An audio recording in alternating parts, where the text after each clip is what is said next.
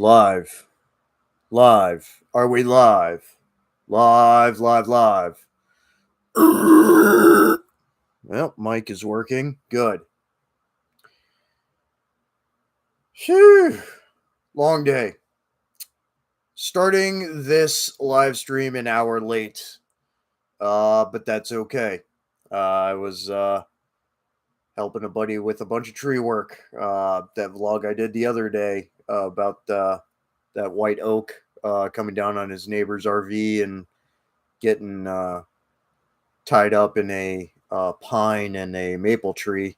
We were cutting all that up today because his landlord is cheap and didn't want to pay some arborists with more equipment, so we spent the entire day doing that.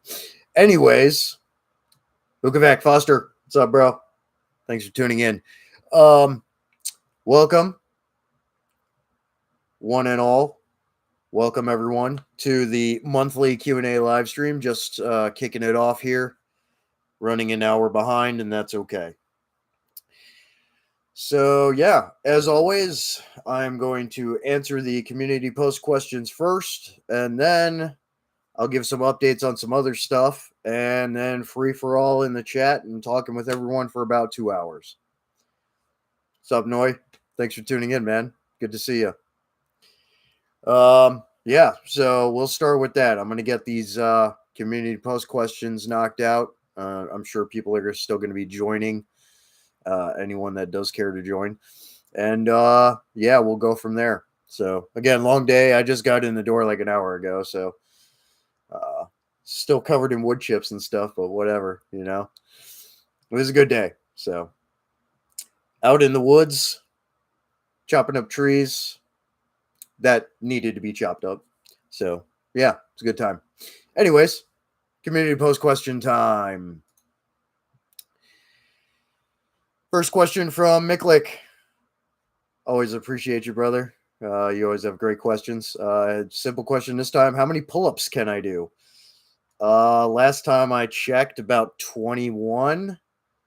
I used to be able to do more, but getting older, put on a little bit of weight. Not bad. Still well within my healthy target weight zone and stuff. But yeah, about 20, 21 right now. When I'm feeling good. So in one go. So I used to do half Murph workouts when I was contracting and stuff.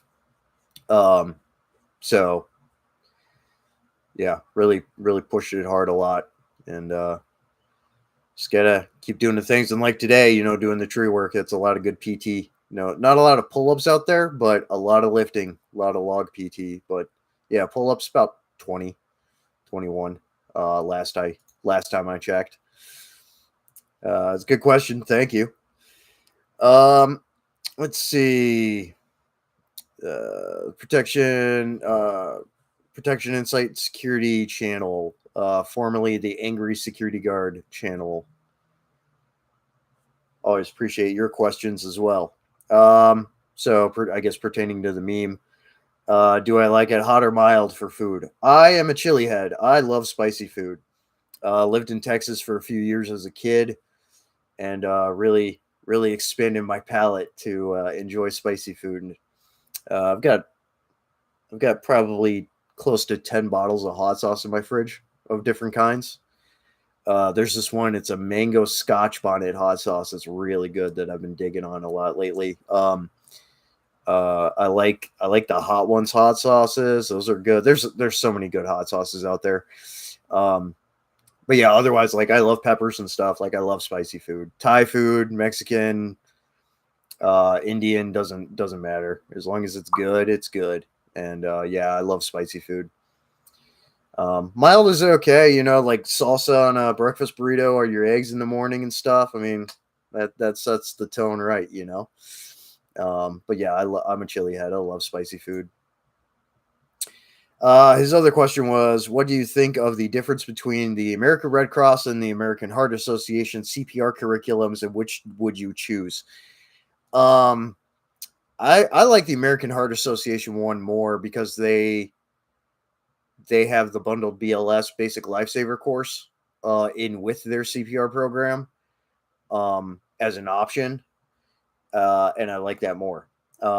Red Cross's CPR program is fine just for CPR. They have a stop the bleed as well and stuff. I mean, I recommend, all of them. They're all fine, but because it gets bundled as an option, I like the BLS from American Heart Association more. It's a little more in depth. So I like that one for just a basic refresher or first time, whatever, emergency first aid training. I like that one more, but they're all fine. So really no complaints with any of them. I've taken them all. So I've done them with both those associations and others. So no issues. So they're all good. But the BLS with American Heart Association is really good. So I recommend that one. It was a great question. So thank you. George Washington. Always appreciate your questions as well. Any thoughts on the 0241 tactical field strip tops and bottoms? Yeah, they're great from everything that I've seen. Now they are manufactured overseas for those that care.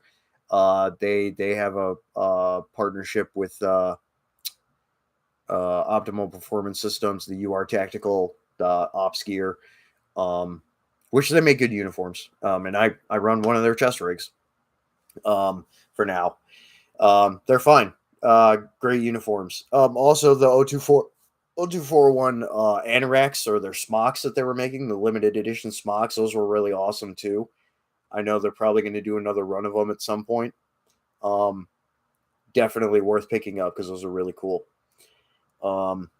Yeah, I know no complaints with any of 0241 Tactical's products. I did reach out to them about uniform manufacturing and if they had any domestic plugs for my camouflage brand. But I haven't heard anything from him. It seems like not much of a timely communicator, I guess we should say. So it is what it is. Oh well. It's fine. Hopefully I hear from him at some point. But other stuff is in the works. Dangerous Freedoms. Thanks for tuning in. Again, Bukovac, Noi, 10 gauge. Thanks everyone for tuning in. Dangerous Freedoms. Hope everyone's doing well. Any topics of discussion, questions, whatever, throw them in the chat. Just kind of started talking about some of the camouflage stuff. My camouflage brand, FRAC-T, Fractal Spectral Camouflage Systems. The big announcement, and I posted it yesterday. It is in print with Rainier Fabrics, which is a textile printer located in the Pacific Northwest. So it's all American manufacturing. Gear companies and individuals can go order yardage. They also have some pre-made products as of right now, like bandanas and some other stuff, and more products will be added in the future to include gaiters, balaclavas, polar fleece beanies, and some other stuff. And then apart from that, talking with a number of different gear companies that are going to start picking up the patterns to make gear. So that's big news. So it's one big step in the right direction that I'm very happy with. So Rainier Fabrics, they have a dedicated section just for my camouflage pattern collection, or series of camouflages in their collection on the website. So if you're handy with the sewing machine, they got a bunch of different fabric types, so you can go pick stuff up. You want a Sherpa fleece blanket with my camo pattern on it, they've got them. Bandanas, they've got them. They've got 600 denier material. They've got another Cordura material. They have another one called Embark, which is a waterproof material for making like backpacks and stuff. And then a bunch of other stuff as well. They have a bunch of fabrics. So if you see a fabric that they offer that isn't in the options for my camouflage patterns, just hit them up and they can probably work it out with you. They are abridged portions of my patterns. It's not the complete swatch because of their machine limitations, but it is a large repeating section of my patterns.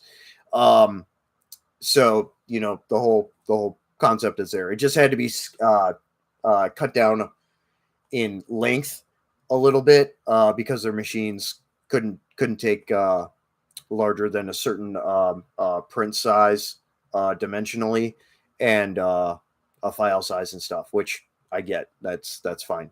Every printer is going to be different with that stuff. But yeah, patterns are in print, so that's the big news there. Thank you, Boog. Thank you, Foster Bugavec.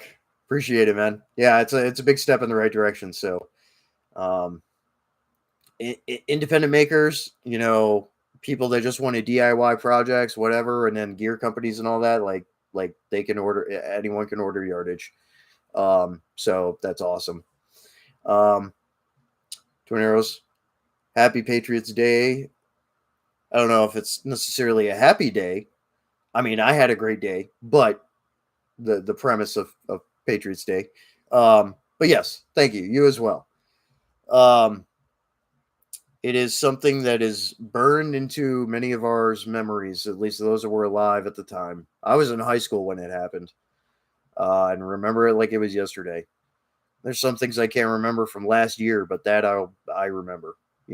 It's so vivid. And obviously it changed the world forever, and it changed for many of us. It changed our trajectories in life as well, with a mix of good and bad experiences that we took away from it, and hopefully became better people, and just honoring and respecting the lives lost on that day, and 9/11 Benghazi in 2012. We can't forget we can't forget Benghazi either. I was just in rotation on Whip's contract out of Baghdad when that happened in Libya. So that was a big eye opener. But yeah, it doesn't really matter. I don't really care about any of the conspiracy theories or any of the other shit, surrounding the Twin Towers and everything. It's a day to respect, honor, and cherish the lives of the people who died that day.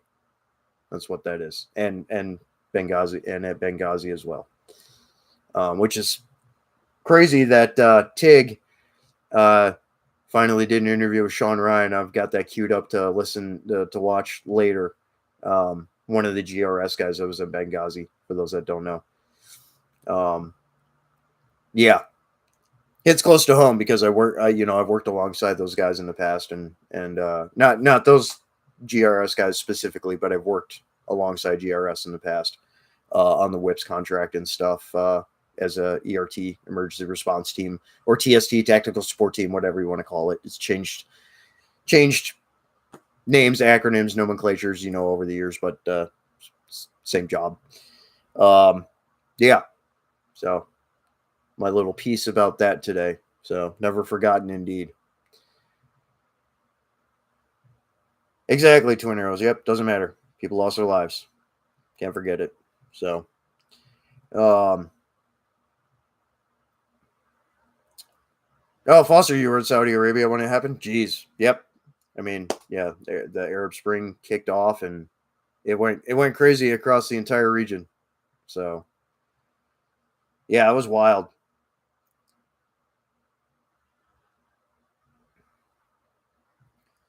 Dangerous Freedoms, we're doing a little bit of everyone. Contractors, special operations, yep, all good people for the most part. Yeah, absolutely, consummate professionals.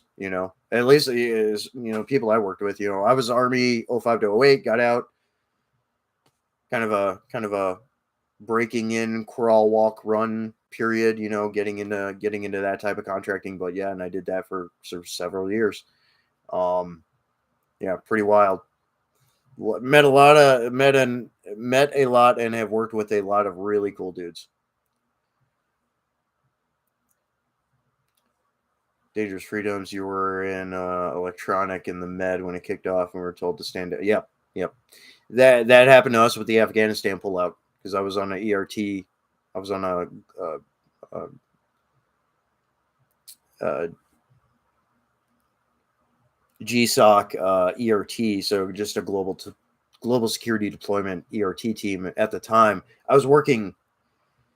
So during the Afghanistan pullout, I was working the FPS contract, but I was still on an ERT for the same company, Triple Canopy, and that was all happening. And all the people were scrambling to get out, and we were talking, with the company, and we were winding up to get on a plane to go help. And State Department came back and said, nope, no one else in. So that really pissed us off. So, Prepared Citizens, hey dude, thanks for tuning in, man. Hope you got my message on Signal about Rainier Fabrics. FRAC-T patterns are in print now, so if you want to order some yardage to make pouches and things like that, go for it, man. They got some other pre-made products as well, blankets, bandanas, and stuff for now. They're going to be adding some other things to the catalog, like gaiters, face gaiters, and polar fleece beanies and things like that. So good news there. Yeah, electronic attack. Yeah. Hell yeah. Everyone's saying hey to each other. Awesome. Chilling at home. I just got home about an hour ago. I was doing tree work at my buddy's place all day. Wiped, but it was good. We got a lot of important stuff that was the most dangerous to taken care of. So, hell yeah. Awesome. Yeah, dude. Yeah, if you pick it up and you start making stuff, let me know, because I'm gonna add the various companies that pick up the patterns and make and retail products with my patterns to my list of partners on my website and everything. So let me know when you do, because I'll add you on there. Oh hell yeah, Twinning. Thanks, dude. Appreciate it. Yeah, I made announcements, on my YouTube channel. I made announcements on the official company Instagram and like all that, and just spreading the word. You want some of the camo bad? I mean, if you got a sewing machine, or if Mama Bear is good with sewing, I mean, you can just pick up some yardage and make whatever with it. Whether you want to make a pack cover or you want to make pouches, chest rig, whatever, the material's there now. So, Dangerous Freedoms, can you use my patterns in the books you're writing? We would have to talk about licensing for that. Because like any production and use, the way it works with like the textile side and stuff, working with the textile printer and stuff, that's the licensee, the main licensee. If individual companies want to license as well for a more long-term kind of thing, we can. With publication and things like that otherwise, we would have to talk about some licensing, because that's kind of a different sector, and use rights and everything, because everything's trademarked and copyrighted and stuff with my patterns and everything. So we would have to talk about some licensing agreements. I'm down for it. I mean, what kind of books are you writing? It's funny because I'm a published author too. We just had a book come out, which is a comprehensive security industry book. It's a comprehensive guide, reference guide, tips and tricks and all kinds of stuff for frontline security personnel, uniform services, like that kind of stuff, shift leaders and all that, like a really handy reference guide. That's on Amazon. And then my buddy, the co-author, my buddy, my associate in the Netherlands, has a company called Enhance International Responder Development. And he's releasing another version that's a ring-bound, laminated, fit in your pocket version of the guide as well. The one on Amazon is more of a standard book, paperback, but it's like just shy of 200 pages, but it's literally just bullet point lists of processes and steps to do all the things, and then a bunch of tips, understanding visual threat indicators, like all kinds of stuff, emergency response stuff, hazmat, like everything's in there. So we just put that out on Amazon beginning of this week. The exact title I always forget because it's kind of long. But I will pull it up real quick actually and put a link in the chat for anybody who does work in security and would like a copy of the book. You can pick it up.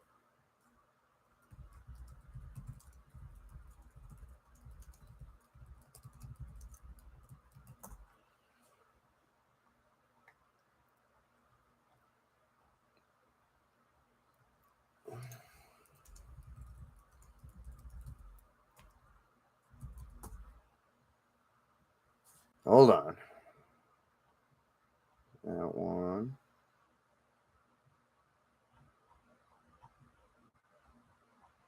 Hold on. I'm getting there. Hold on. Sorry.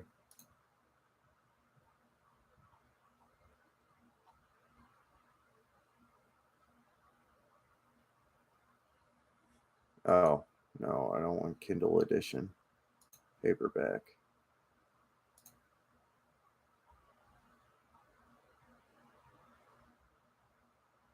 Okay. There it is. A security professional's field guide of simply explained tools and tips. How to protect their assets. We put a little grunt humor. We put a little grunt humor in the title of the book, but it's very straightforward. It's no frills on the inside. It's literally like everything you need to know for doing security guard work and line unit security stuff.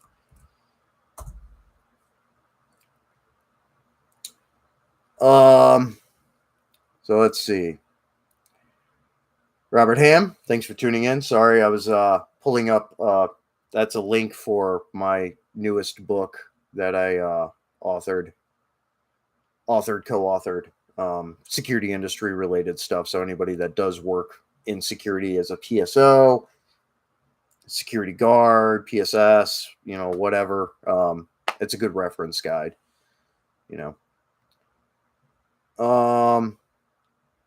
Yeah.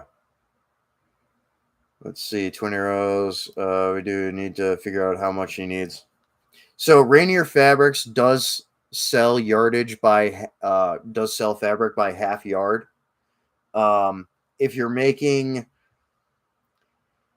a chest rig, you're probably only going to need half a yard because it's 60 inches wide and then 37 inches long for height before it repeats. So it's a huge swatch. I would say do a yard just so you have leftover just in case or whatever. If it's like a pack or something, you're gonna need more than that. You're gonna need like 3 yards, depending on the material type and like all that, But just to give yourself a buffer, it's usually a good rule of thumb. Like if you think you need 3 yards, get 4 yards, like that kind of thing. It doesn't cost that much. It depends on the fabric type. Prices vary between fabrics. But I know the 600 denier stuff is only like it's like $10 a yard through them, which is awesome. So keeps it pretty reasonable. And that's pretty standard across the board for textile industry stuff with just raw yardage, printed or otherwise. So just depends on the type of fabrics. Like some will cost more than others. Dangerous Freedoms would just be mentioning characters wearing it or having a backpack. Yeah, because the name itself, FRAC-T, is trademarked. Because it's trademarked, just like it would be like in a movie or something too. Just visually or mentioning it, we would have to do some kind of licensing agreement. I'd make it really easy for you at a very small royalty to allow you to have the brand name in there. That's just how licensing and trademark and all that works. and just to CYA, because I mean, you don't need your editor if you're using one. You don't need your editor coming back and saying, "Hey, you can't do this because of the XYZ," just to cover your bases, you know, as well. Action adventure novels that are kind of like Jack Carr mixed with Indiana Jones. That's pretty cool, man. I would honestly, I would read that. That's really awesome because I like the stuff. I like Jack Carr's books. I like Jack Murphy's books. Um, there's another guy, former McAfee Sog guy, that has some books out too. I want to pick up. Like I dig uh like parallel fiction like that. Like that's cool stuff. That's awesome, man. You have to let me know when you'll have to let me know more about the books, man. That's awesome. Twin Arrows. We're about to shut the power down in the homestead. See you tomorrow. Oh, okay. Got the self-induced blackouts going on there. Okay. Well, take care. You all have a good rest of your night. Tin Man Metal. No questions. Just here to say you're the man, DJ, and I'm fucking happy for your wins lately, brother. Hell yeah, brother. Appreciate it. Yeah. FRAC-T camos in print. So whenever you get your business squared away, dude, let's get at it. I've got some other companies that are working on it. Lawfully Armed, dude. What's up? Thanks for tuning in. Hopefully this winter, Dangerous Freedoms. Awesome. Yeah, hell yeah. Yep. Some pre-made products, various fabric type yardages, yeah, all of it. So, and like I was saying earlier, companies that want to make products for an extended period of time with the branding, and then I have the woven brand fabric tags to add to products and stuff. Um, any of the companies that are going to make products with my patterns for a longer period of time, I would prefer to have a licensing agreement with them as much as the textile printer. The textile printer is the main licensee, but long-term partners for making gear and whatever, we can talk about licensing agreements as well. But it's not necessary out the gate.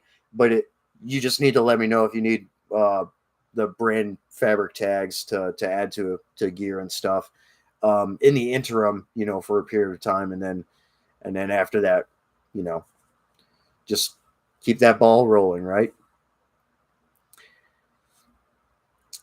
Yep. Lawfully Armed. Glad you're here, man.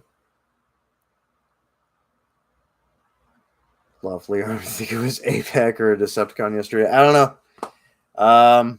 They have persons of interest. One's in custody. Another, they released stills from CCTV of.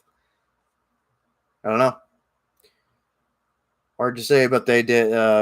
Police and FBI and ATF also confirmed that they did find a Mauser 30-06 firearm with one spent case still in the chamber, 3 more rounds in the top load magazine that had stuff written on the cases pertaining to the typical things. That's just information that's been put out. Being that I have a lot of involvement with the security sector and information analysis, and have worked for a private investigator in the past and all that, I stay as objective as possible in my view on things. If I don't have all the information, can't make a fully informed decision. Not all the information's come out, so I'm just little bits of information here. Okay, this has been verified. Good. That can get disseminated. That can be kind of absorbed and go from there. Still in a holding pattern, just, ear to the ground still. So I have no thoughts otherwise on it, until more information comes out.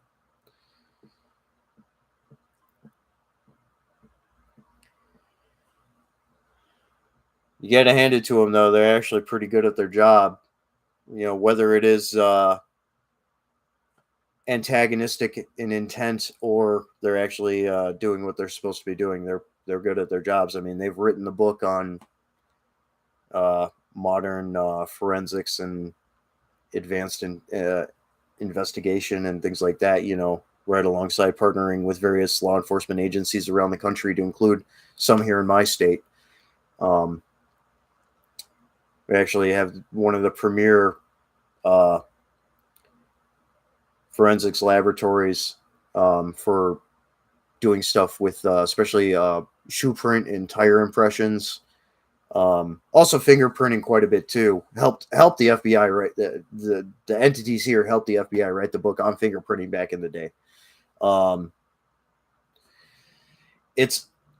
There's a lot more to it than people realize, especially, and I know Dangerous Freedoms, I know you understand that because you work in a parallel, and you understand how that sector works. But there's a lot of work that's involved with all that stuff, and there's a lot of information out there. There's a lot of education out there for it, for all that kind of stuff. So, I mean, as of right now, it looks like they're doing the right thing in assisting an investigation and doing the forensics analysis on said firearm and things like that and whatnot. So they're going to provide information to be disseminated. Again, holding pattern, waiting, whatever. It doesn't mean that you have to trust them or anyone else. It just means that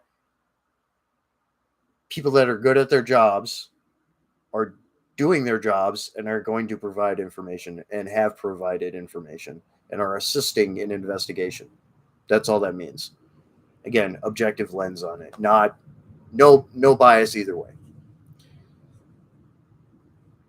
Every department, every agency has done something shady in the past. Just is what it is, and it changes with each administration too, apart from whatever insular actions and decisions are made and taken,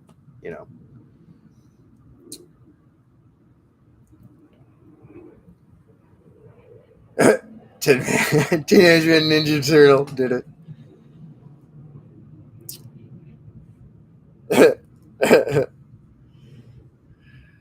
Probably Donatello. Look at the pics of the rifle. Yeah. Well, there were some preliminary ones that people were jumping all over, and it turned out to with a different guy that ended up not being a person of interest in his rifle, and it was a freaking air gun, barrel break action like air gun or Ruger 22 or something. And that wasn't it, but yeah, there's a Mauser 30-06 that they found. They haven't released any that I know of. They haven't released any pictures of the Mauser yet. Any pictures of prior to that are not that rifle. That is something else that was already, determined not to be a part of it. That's the thing about with social media platforms and all that stuff. When it comes to the intelligence feed, the intelligence flow, the information flow, it's very fluid, and people like to jump the gun. They get excited and they jump the gun. Somebody puts something out and then everybody tries to disseminate it as, oh, this thing is happening and this involved this, when it ends up not being it. That's why you need objective analysis. You need to verify. That's a lot of what I've done in the past too with other jobs, to include, like I said, working for a private investigator for 10 years on the side. You have to verify stuff. Lawfully armed global sit rep, from your perspective, France, Nepal, Japan, Brazil shot down a plane today. Yeah, and then Venezuela too. And I mean, world's on fire. Everything's spicy right now. A lot of crazy stuff happening in Nepal. A lot of provincial MPs and stuff were killed. Yeah, a lot of stuff happening in Nepal. The entire government's collapsed, and I guess they're gonna replace it with something else. Hopefully better, because the Nepalese government was unfortunately very corrupt. Japan, haven't really heard much about Japan. So I'm not sure what's up there. France, obviously rioting going on, but it's France. They have riots every other month, Yeah, Brazil shot down a plane today. Again, I've been outside all day doing tree work, so I'm playing catch up on some of the information that's come out today on various things. The Poland Russia thing. Poland is trying to enact Article 4 with NATO because of the multiple drones that were shot down in Poland. Russia's claiming it was a mistake, but from multiple launch sites and swarms of Shahed Iranian provided Shahed drones, that wasn't a mistake. One group of it may have been a mistake, bad coordinates, or they got jammed or whatever, but more waves, some that came over Ukraine, some that came over Belarus into Poland, that's something else, unfortunately. Haven't heard anything about the Brazil thing, so I got to look at it here in a little bit. The Venezuela, I mean, we're surrounding Venezuela. Maduro's going to get black bagged at some point. I mean, there's a $50 million bounty on his head, and I mean, ever since the Silver Core fiasco, which there's a documentary coming out soon that I'm actually quite interested to see about the whole Silver Core incident with Venezuela, and dude's company Silver Core. Yeah, Venezuela is FAFO right now, and Mexico's on the docket next. So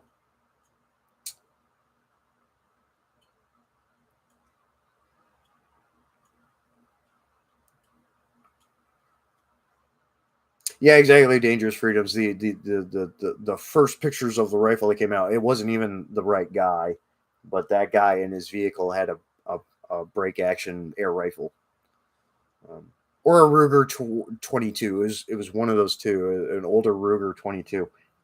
They both look very similar. So, but it was one of those two, and that's again not the rifle tied to the Kirk incident yesterday.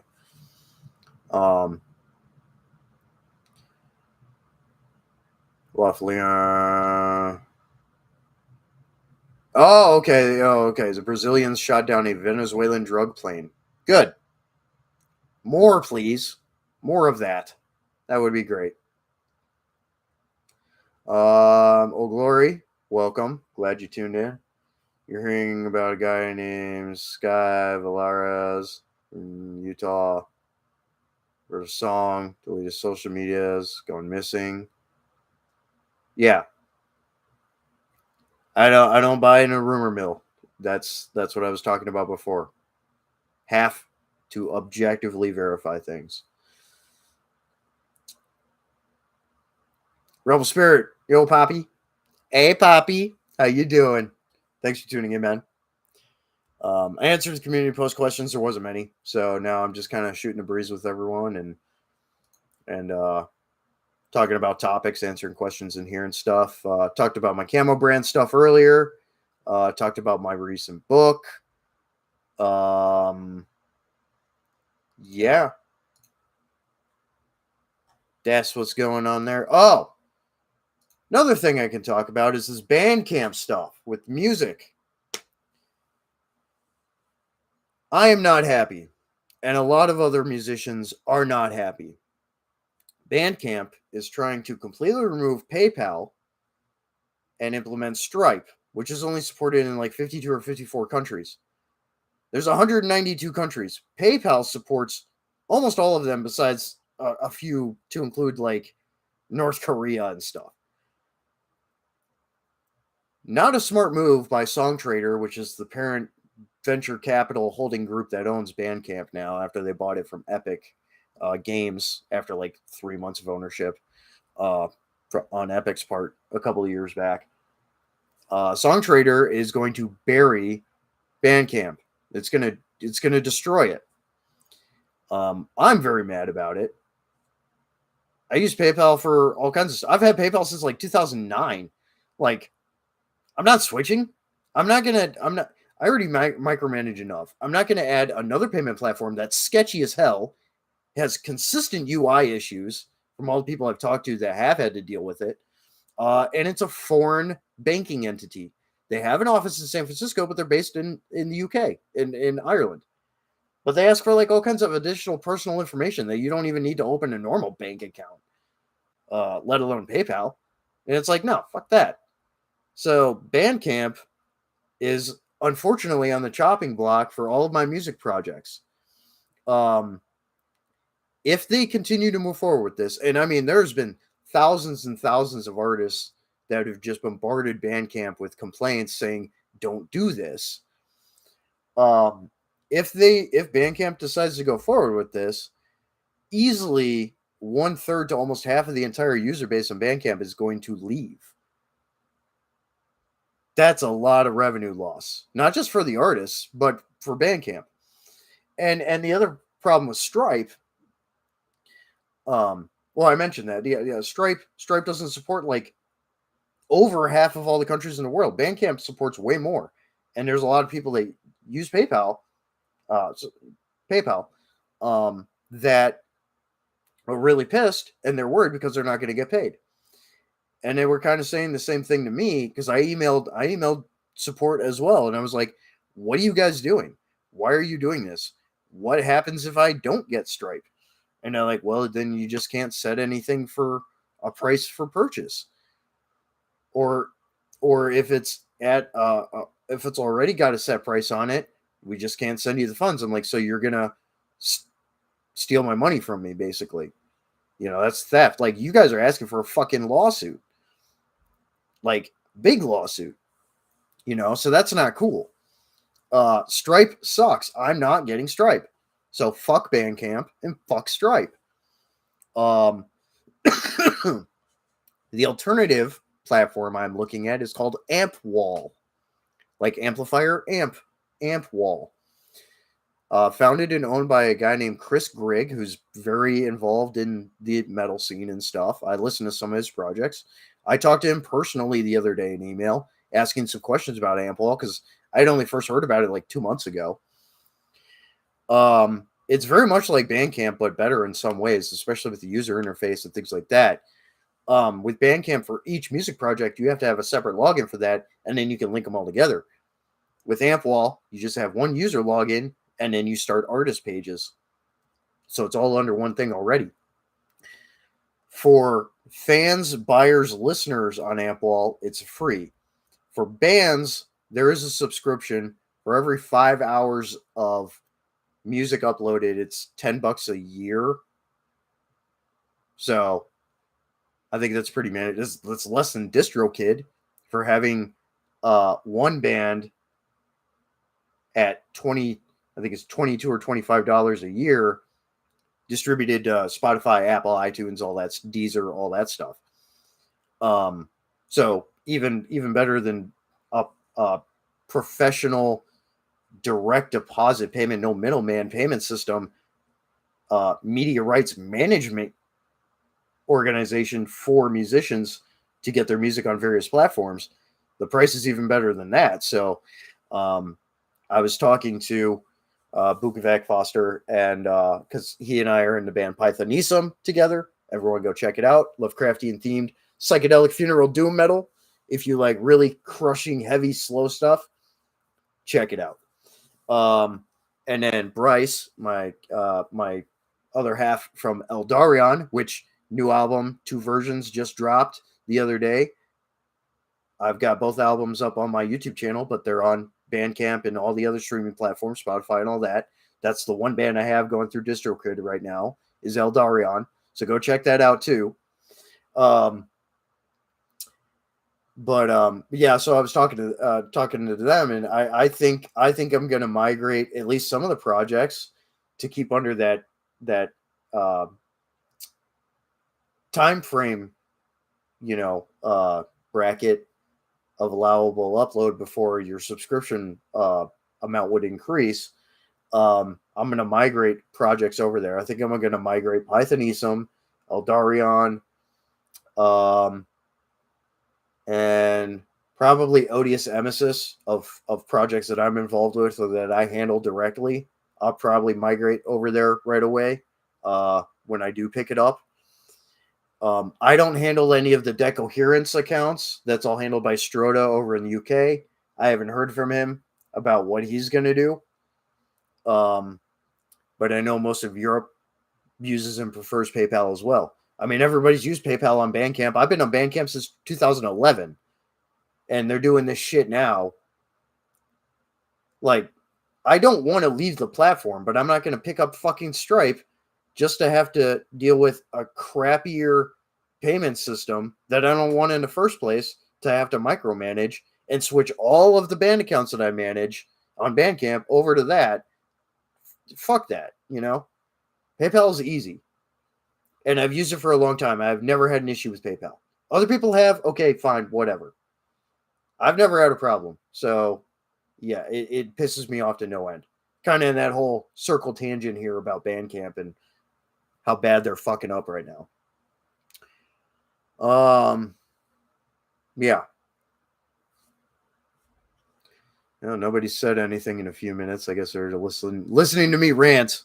Sorry, it's been pissing me off. It's been having me really on edge the last couple of days, ever since I got the email notification that they were doing that. And then I immediately reach out to them and be like, don't do that. I'm not getting Stripe. You withhold my money from me, we're going to have problems. You don't fuck with my money.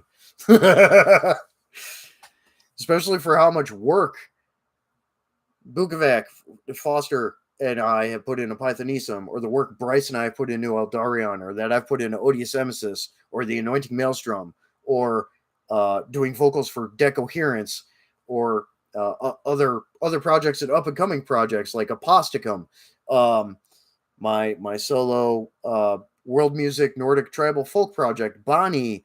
You know, I've put so much work and I have so much material on that platform, and then they're gonna play these fuck games. Like, it's a problem.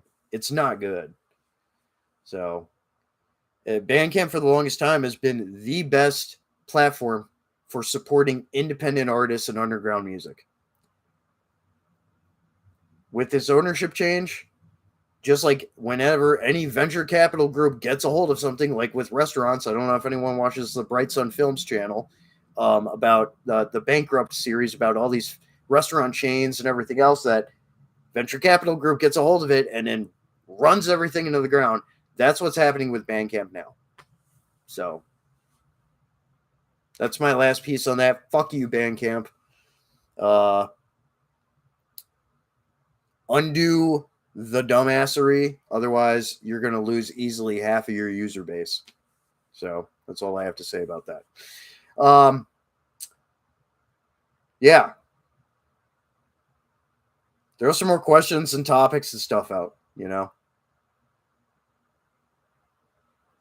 Keep throwing it out. I started an hour late, so we're about 48 minutes in right now. So I'll go for another hour. So we'll go till 2000 Central Time. 8 p.m. for you silly non-24 hour folk.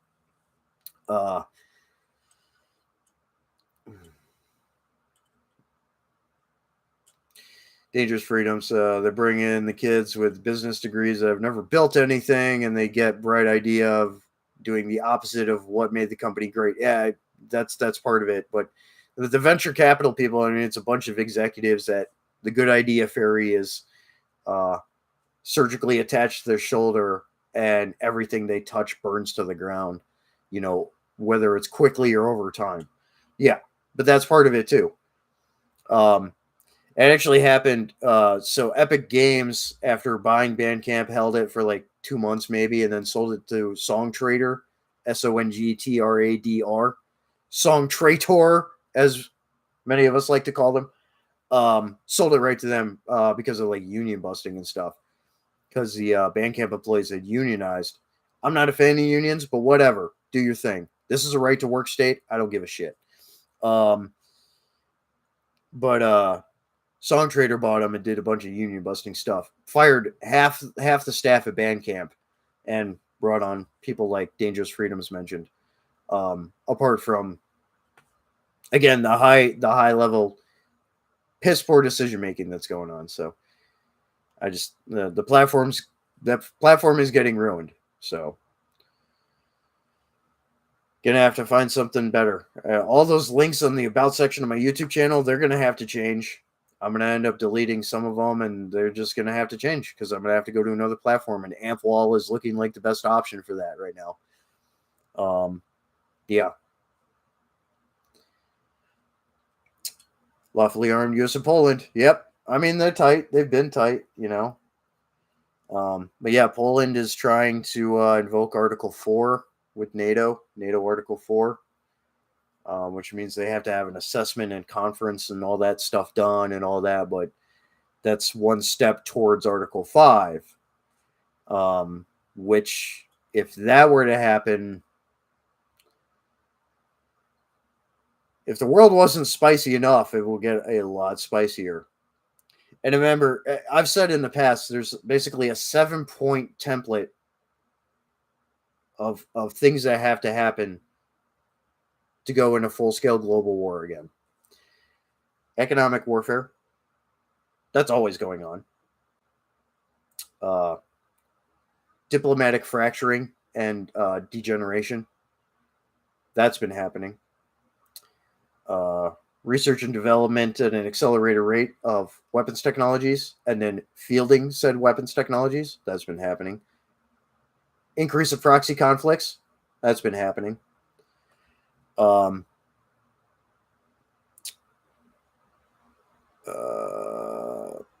Misinformation, propaganda, warfare, espionage, all that. Obviously, all that's happening.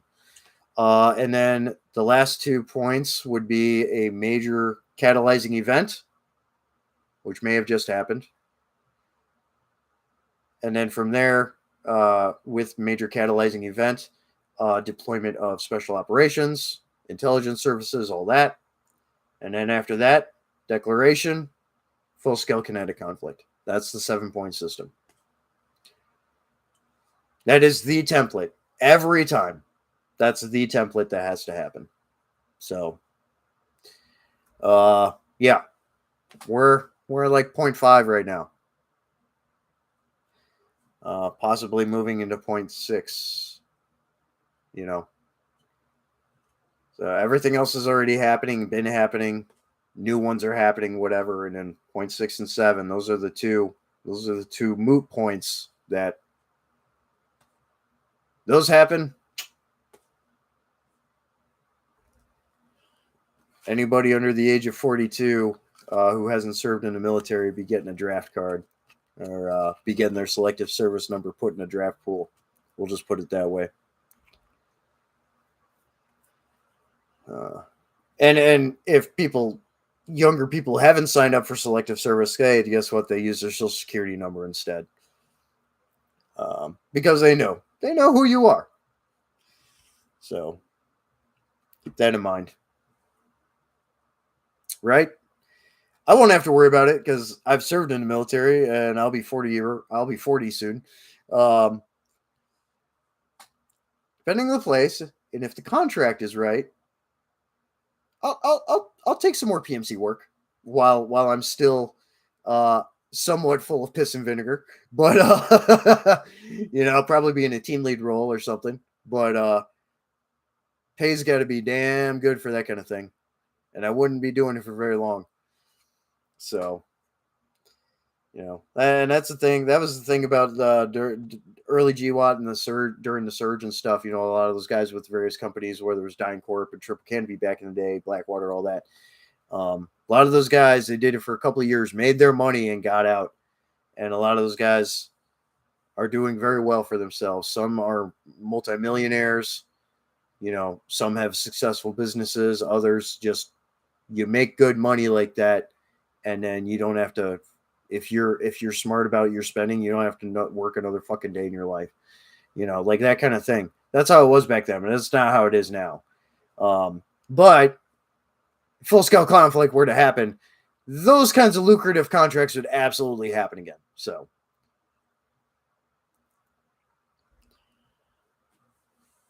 little bit of pain for the short term, make a lot of money, you'd be all right in the long term then.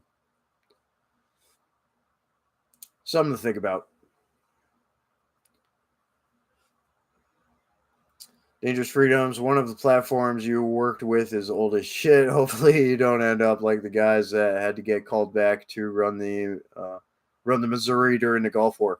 Man, yeah. Stop loss would be a bitch. I've been out a long time. I've been out since 2008 from the military though, so I'm not worried about stop loss either. It's that's long gone. But I could foresee that, especially anybody who had gotten out from 2019 to now, they could very well have a possibility of getting a letter or a phone call. Now, granted, on the later end of that, they could probably tell them to go fuck, pound sand, but it could happen. They could get recalled. You've been out since 2018, okay? So you're a little bit younger than me. And by the way, Missouri's awesome. Battleships are fucking cool. This is my favorite naval vessel. It's a battleship. They're awesome. We should bring them back. Obviously modernized, but like, yeah, you should still have some big guns on them. But like, yeah, put a shitload of weapon systems on them. You know, I mean, they could carry a lot of missiles if you design them right. Same age? Oh, okay. So you were just in for a longer period of time. I got you. I didn't really have a choice when they booted me out of the military because of injuries and stuff. They're like, "See you later. Don't come back." That's how it was. That's how it was during the surge. They didn't give a shit. 05 to 19. Oh wow. Okay, yeah. Damn near career. Damn near. Yeah, I was 05 to 08. So same, yeah, same time period. Where'd you train at? I was a betting baby. So Echo 219 for OSIT, infantry school, OSIT, and then I went over to 130 sledgehammers for my active unit. So it was a betting baby.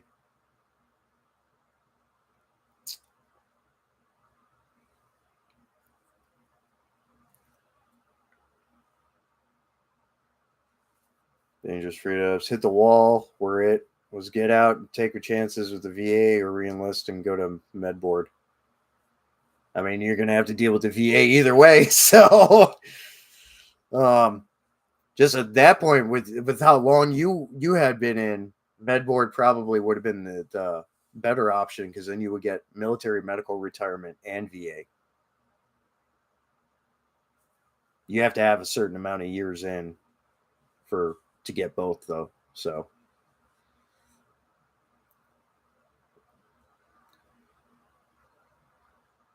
Oh yeah, you can absolutely appeal VA. Yeah.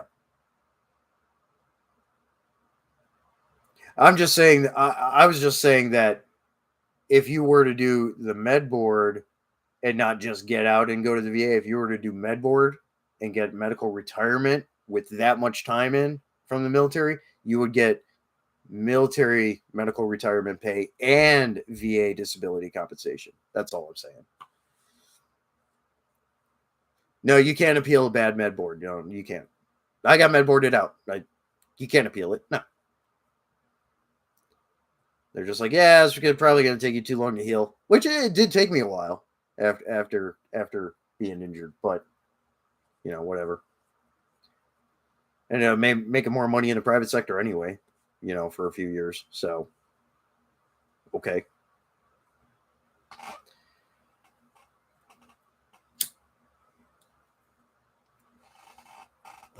Smoke him if you got him. But yeah, this is a good discussion. Yeah. It brings back a lot of memories. Made the right decision because you would have gotten kicked out. Oh, yeah, for refusing the jab. Yep. Yeah, that would have sucked because it would not have been it wouldn't have been an honorable, which sucks. Well, you might have been able to work it, but a lot of people did not get honorables, which is really shitty. So.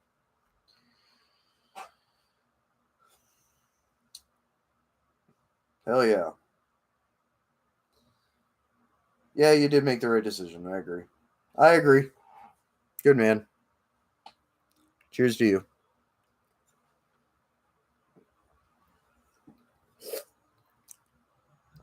Anyone else? Topics, questions? Anyone lurking? Fire away. Say hey. You got a question? You got a topic of discussion? Fire away. Pretty open book.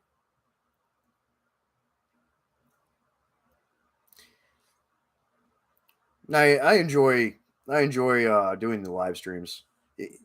Would it be cool to do them more often? Yeah, I like going on other people's live streams too. Like, you know, that's that's very enjoyable.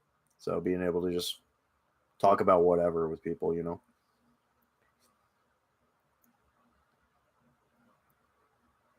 You just got a text message from your dog.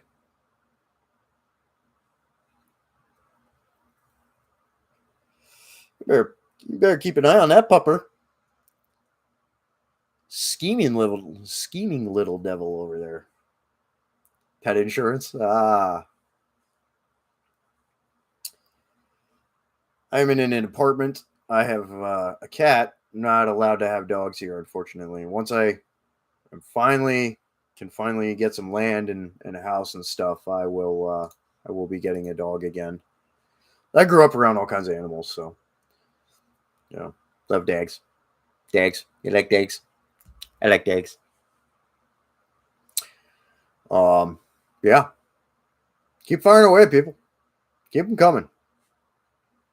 Talked about the FRAC-T stuff. Talked about the book. Talked about music stuff. Yep. Recent music releases. And there's more coming, obviously.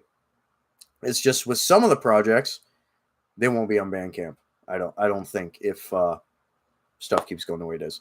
But yeah. A lot of good things and some tumultuous things going on apart from everything going on in the world right now. But in my little hovel. But yeah, things are good though. Can't really complain.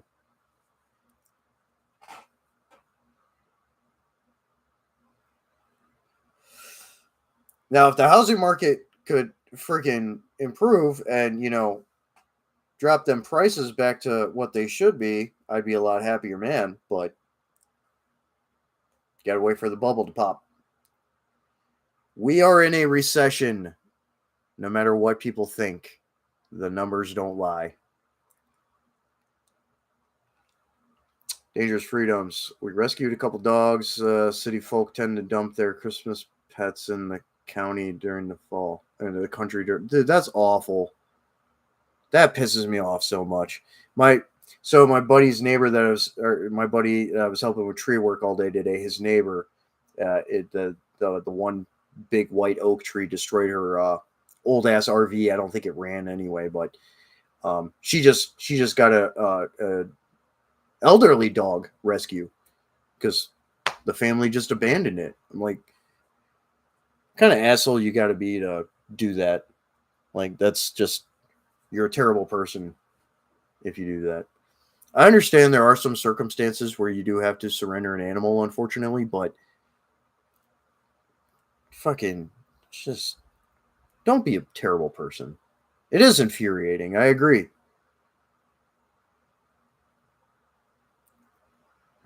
All of our pets have been rescues. You know, all but two of the dogs that my parents have been rescues. Two have been from breeders, but all the rest have been, you know, rescues or whatever. You know, and all the cats.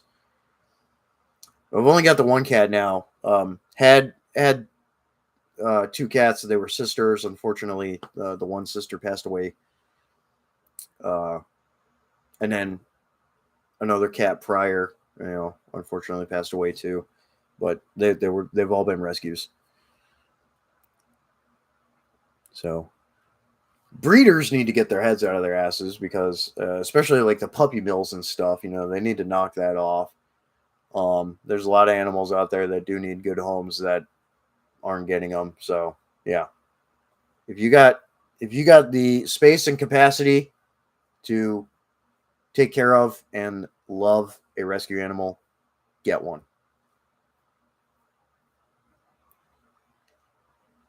It took you 3 years, or took you 3 weeks to catch him a couple of years ago. That was a few years ago. That's yeah.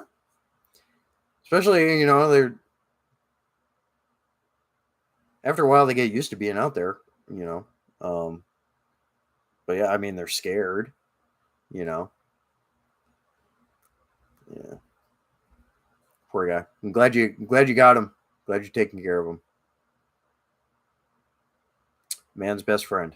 I'll say that about cats too. Cats are also man's best friend, especially when you have ones with really cool temperaments and awesome personalities like mine have been and stuff. They're just super lovey. Um, you know, you take care of animals and you show them love. They're gonna love you. And they're a lot smarter than people think too. Found a pit bull puppy last year, starving and running the road, surviving off roadkill. Jeez. Unfortunately, pit bulls get a really bad rep.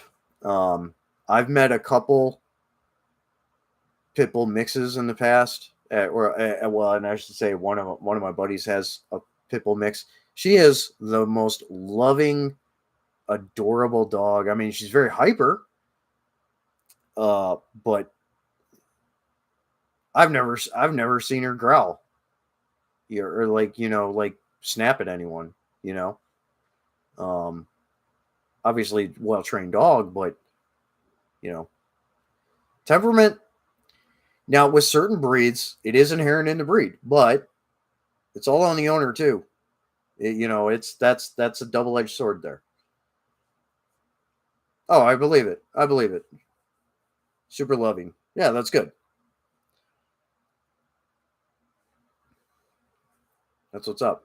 It's like the dog my buddy's neighbor got. 11-year-old dog. At first had some temperament issues, but the first time ever meeting it today, and he was a good boy. Came right over, sniffed me a bit, let me pet him, told him he was a good boy. He was happy. So, um, yeah, train him right, raise him right, just like kids. You know, they're great. I've grown up around all kinds of dogs. Everything from poodles and Shih Tzus to full blown Huskies, German Shepherds, boxers. My parents right now have an Aussie Doodle. Um, my buddy's Pity mix, and then his other dog, which I always forget. It's a mix of German Shepherd and one of those Japanese dogs. Um, really cool dog. Yeah, growing up around all kinds of dogs, and then working canines and stuff, and grew up around horses, ostriches, and emus, cats. All kind. Yeah, Dangerous Freedom's Pitter's big baby, but it worries me that she growls when she plays, and it scares people, even though she's not aggressive. Yeah, again, that's part of the breed, but as long as aggression isn't showing, just very, very,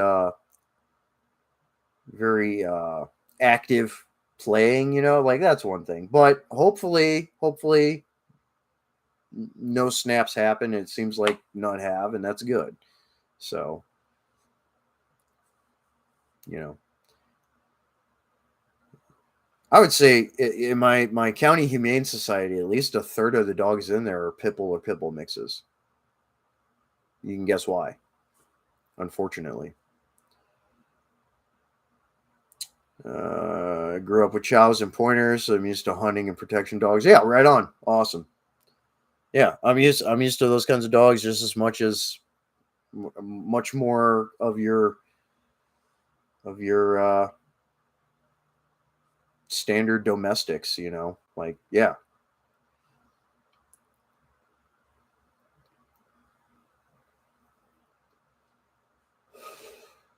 I'd really like a Rhodesian Ridgeback, or I mean, Aussie Shepherds are awesome too. German Shepherd, I know like German Shepherds, much like Golden Retrievers and stuff. They have problems with their hips and things like that. So it's things you gotta be cognizant of. But like mixes are cool. You know,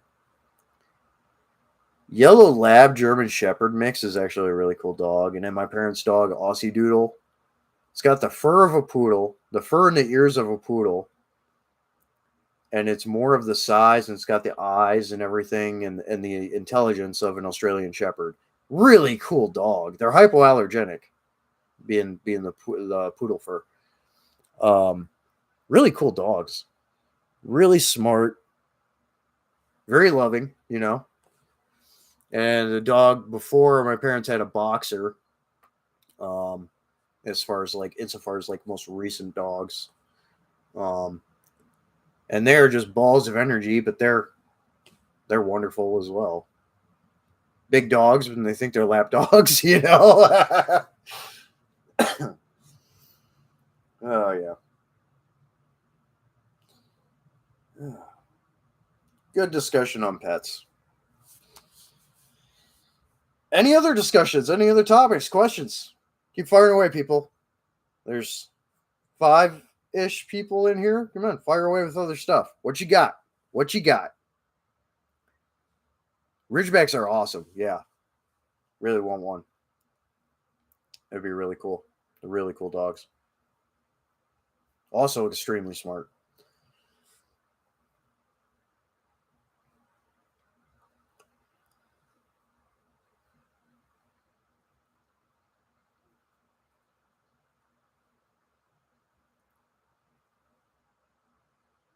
One of my neighbors is having a party right now. Hear a lot of bass and conga music.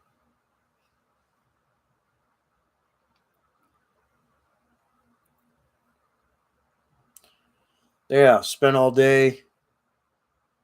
There's a big white oak, which the entire meat of the trunk had rotted out and it was hollow on the inside. It had fallen over, crushed my buddy's neighbor's RV, which I don't think ran, very old RV, and then got tangled up in a pine and a maple tree. So we were spending all day taking down a bunch of widowmakers and then cutting them back.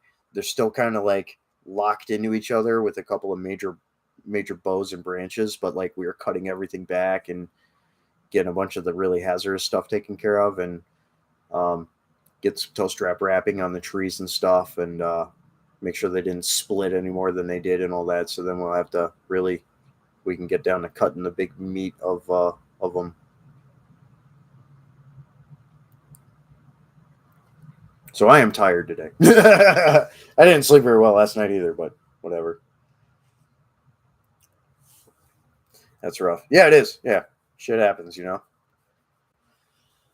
That's the forest for you. This is like 3 cabins on some acreage that my buddy and his neighbor and stuff rent.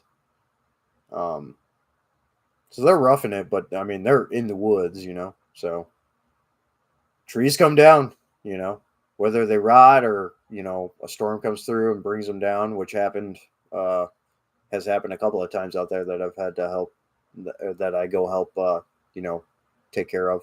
Apart from other trees that we take down for firewood prep for them and stuff, because they're all wood burning stoves. That was one of my first jobs before joining the Army. I was an arborist and worked for a tree and stump removal company. On top of like multiple internships at concert venues and stuff, doing stagehand and light and sound stuff and all that jazz.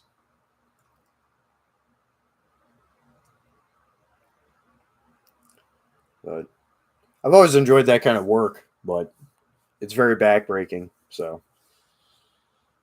beats you up pretty good. But it's good PT, that's for sure. Love me some log PT.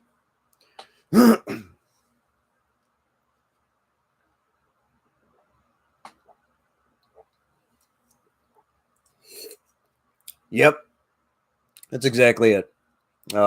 When I was working for that company a long time ago, during winter season, our winters are pretty long here. They average about 8 months, 7 8 months. Yeah, when winter hits, that was one of the companies in that area that was on call for emergency tree care. Whenever one went down in roads or took out power lines or whatever, we'd work with the energy company and stuff. And yep, getting up at all kinds of random times. And that was in high school. I was in high school doing that job, getting up at all kinds of weird hours and going to do that, and then having to winter drive my way to school. Yeah, it was a good time.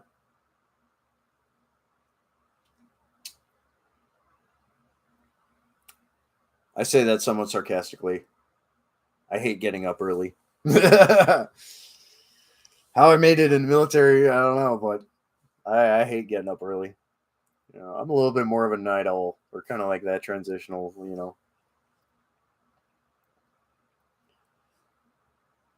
I get a lot of work done when it's later. Because I don't have a lot of people that bother me, so it's easier to get work done.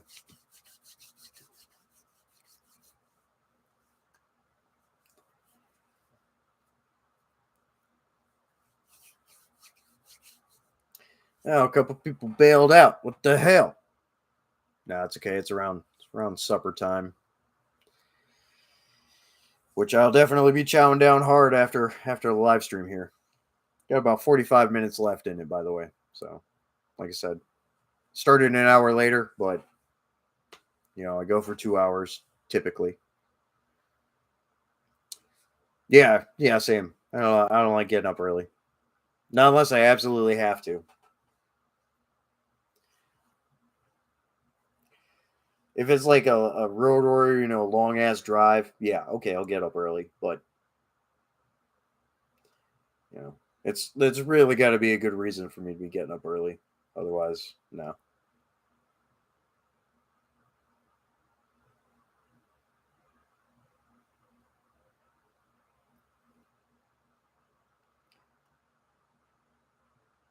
Nine to five sucks. I'm more of like a 11 or noon to 04 kind of guy.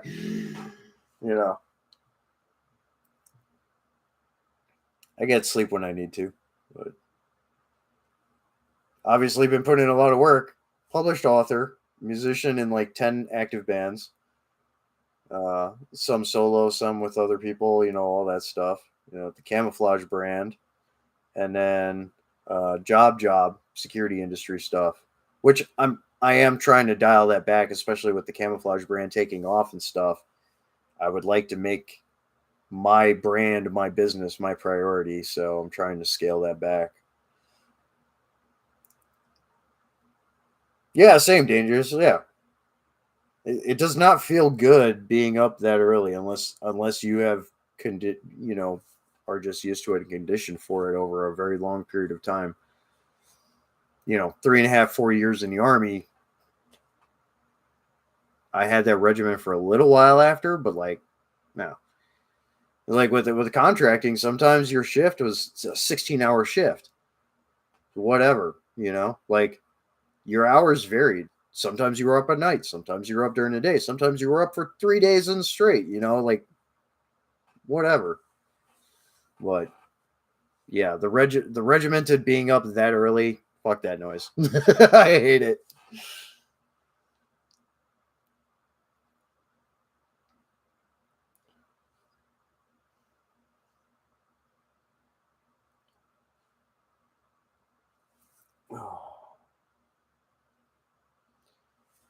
Anyone else that's still in here, keep firing away. Questions, topics, whatever. I know we covered a lot in a fairly short period of time, but you work nights almost your entire time in the Navy. Well, and especially with like electronic warfare and stuff. I mean, the station that you're at in the ship has no windows, so you're kind of in darkness anyway. I have another buddy who is electronic warfare as well, in the Navy. But yeah, and I mean the FPS contract, the last contract I worked with Triple Canopy before not doing federal contracting at all anymore. That last contract, main contract, yeah, a lot of graveyard shifts. A lot of weekend shifts too. The money was okay, but I like having my weekends, you know.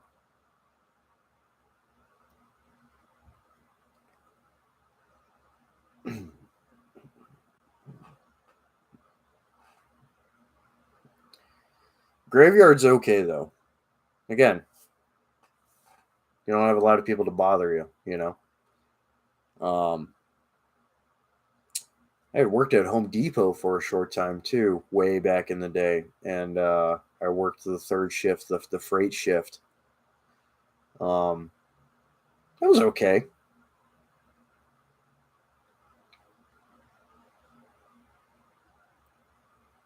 Oh, aviation. Okay, expeditionary until 10.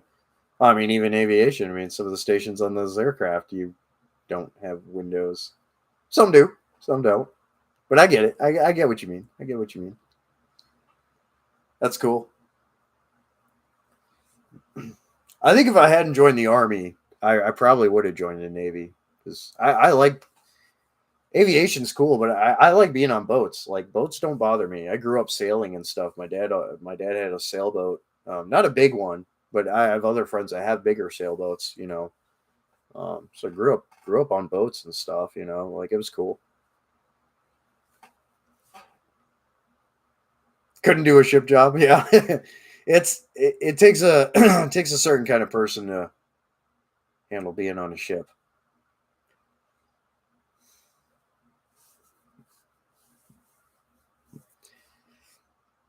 I would rather be a ground pounder or on a ship first before being in the air all the time. I know being in an aircraft is typically even safer than being in an automobile. That's true. I don't know what it is. Like I like being in an aircraft; it's cool. Um, but yeah, I don't know. It's cool as shit though. Chopper, a helo pilot, Apache pilot would be cool. That'd be a cool gig.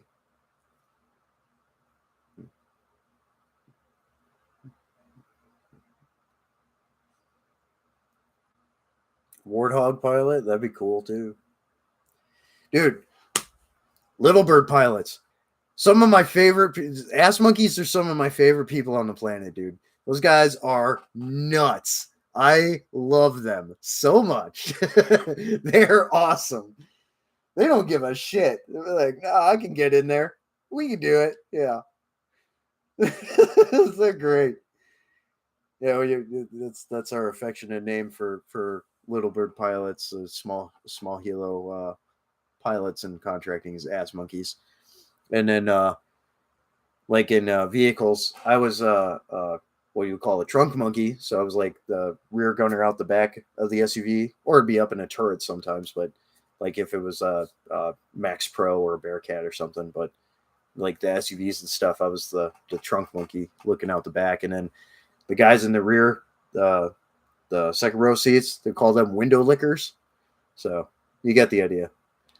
We had a lot of fun nicknames and nomenclature for all of our roles and positions and stuff. But ass monkeys, man, little bird pilots are awesome. I love those guys. Same with the 160th SOAR guys, which some of the ass monkeys that I worked with were former 160th, but those guys, hardcore aviators, man. They put in the work for sure.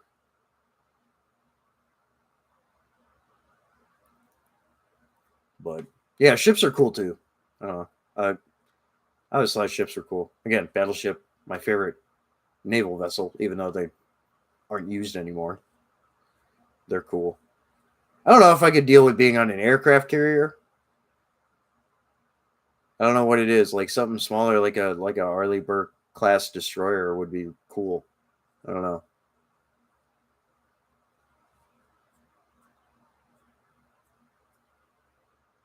Helps are fun. It was on 53s before Prowler and Growler. That's cool. Hey, Prowlers and Growlers are cool too. They're the modern version of the A6 Intruder, right? And then they're the F-18 variants. Is that the ones they call the Growlers?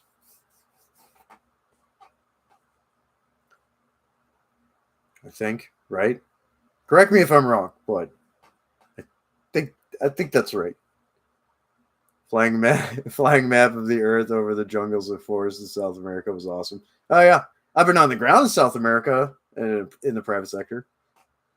I mean, I've flown in there, but I'm not like continually, mapping like you guys are. I was down there for executive protection work, and then I did some private sector training in Rio in Brazil too. Yeah, FA-18Gs. That's what I thought. Yeah, the growlers. Okay, yeah, F-18s. Yeah, cool. Very cool. Yeah, I live near a smaller air base connected on the other. It's one half of the airport here. So I get the F-35s flying over my place all the time. It's pretty awesome. And then another aircraft, F-18s will come in. The trainers will come in every once in a while. Um, yeah, you get all kinds of cool aircraft coming through here. Oh, you were down there. You were down there for executive protection as well. Hell yeah, dude. Hell yeah, dude.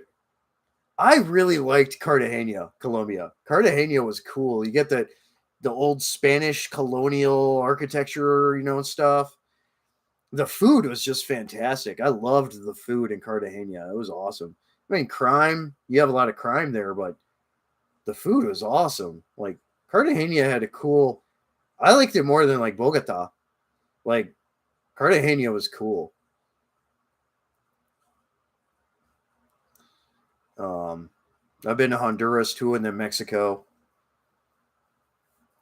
Oh, you were flying protection for Bush around 0708. Okay, so military application exec. I was private sector executive protection. Did a lot of actually a lot of textile industry executives, but like for like athletic wear and things like that.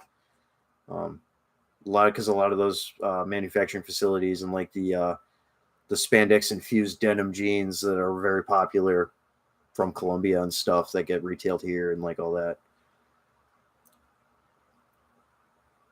Yeah, pretty cool down there. The food was fantastic, no complaints. Yeah, yeah, I did that for a couple of years. Um, and it was mostly the same kind of clients, between like Mexico, Honduras, Colombia, you know. Yeah. And then it was some of the PMC training I went and did in Rio in Brazil. Yeah, I didn't get to go into Colombian cities. No, yeah, you guys are stuck on the airports, the air bases. Cartagena though, you ever get a chance to go down to Colombia again, go to Cartagena. It's freaking awesome, dude. The food is fantastic, really is. There's great nightlife there too. Very similar to Bogota. Again, the crime rate, a lot of petty crime now. You'll still get the occasional kidnapping in Colombia, but it's not like Mexico, and it's not like Colombia back in the 80s. Brazil, Argentina, Uruguay, and Peru. I've always wanted to go to Argentina. Peru would be pretty cool too, but it's pretty underdeveloped, I guess. So, kind of circling back real quick to the geopolitical sphere stuff from earlier that we were kind of discussing, Peru is under a lot of turmoil right now with their elections and stuff. As an aside, but going and like climbing, the Peruvian Andes and stuff, the mountains, and Machu Picchu and all that'd be really cool. But yeah, Argentina would be cool. Really cool nightlife there, nice people, really good food. I'm a big foodie. Wherever I go, I try and find the good food. Mexican food trucks, and like taco stands, man, they're awesome. It's really hard for me to decide which ceviche is my favorite because there's a bunch of different types of ceviche, obviously, but it's typically seafood's relatively raw with lime on it, but like with other things. Mexican ceviche, the Mexican ceviche that I had in Mexico City, and then the ceviche that I had in Cartagena, Colombia. Man, two of the best I've ever had, and it was fantastic. Most places, as long as you keep your head on a swivel and treat locals well, you'll be all right. Exactly. Don't be an ignorant tourist, but still kind of play off it like you're a tourist. As well if you're dressed down and stuff. Low profile and all that. But like, yeah, just be cool. Know some of the lingo. You know, ask people, be like, hey, is this a good spot to eat over here? And they're going to say yes or no or whatever. Little bit of language goes a long way with trying to talk to people in foreign countries that don't have a heavy stake in English as a second language. Food is fantastic. Punta del Este, Montevideo, Uruguay. Good to know. Good to know. Never thought about going to Uruguay, but twist my arm a little bit for some good grub. And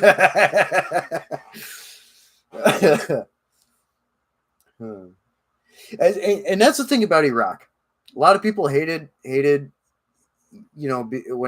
if they got deployed to Iraq and stuff. A lot of people hated it with like some of the local food, like roast chicken, rotisserie, like roast chicken is a huge thing in Iraq, especially in Baghdad, and it's fantastic. There's also, I like the like stewed goat with like saffron rice. It's delicious. Like their use of spices is really good. Now you can get some really bad food and you could have mud butt for weeks. You can get that anywhere. But there's a thing there. I would try to avoid the river fish, but the other food was fine. Like Middle Eastern food is tasty, There's good food everywhere. There's bad food everywhere, but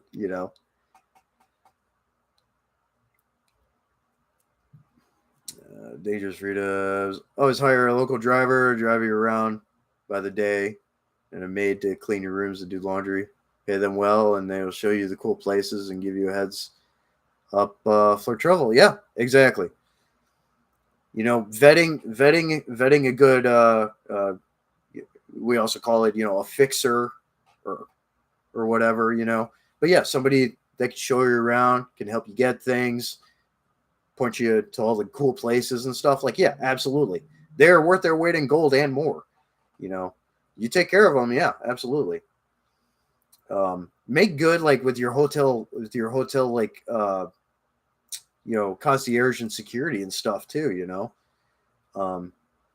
you gotta be careful in some of the hotels, especially in places like Medellin or Bogota, or obviously in places in Mexico. But if you can vet them to be trustworthy and stuff, they're a valuable asset just as much as having somebody to show you around. They'll help keep an eye on your room. They'll help with any number of things.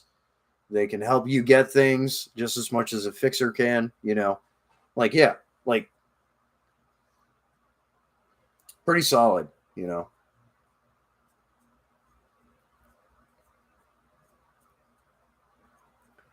It's a lot of the time it's depending on the hotel that you're in. If you're in like a nicer hotel, like the valet guys, you got to watch out for the valet guys.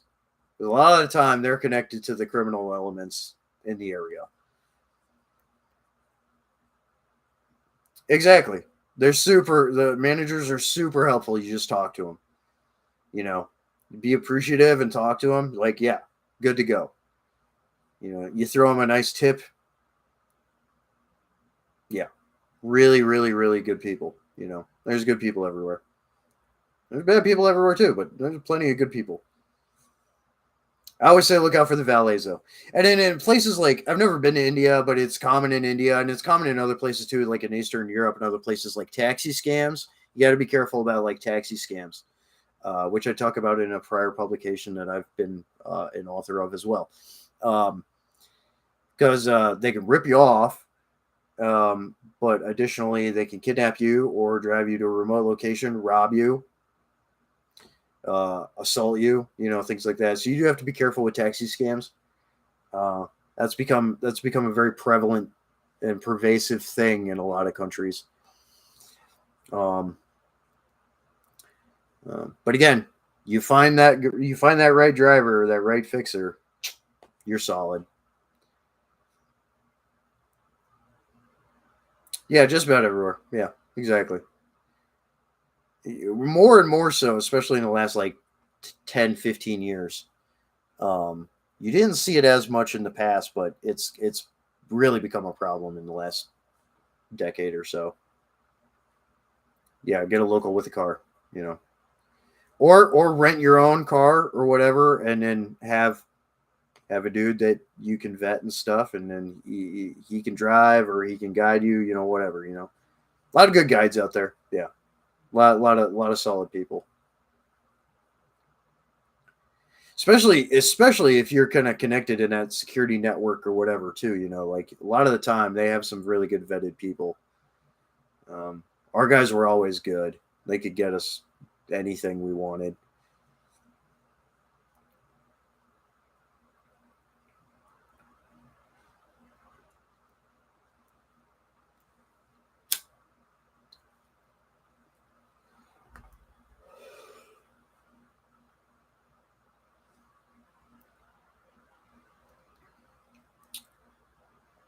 Hell yeah.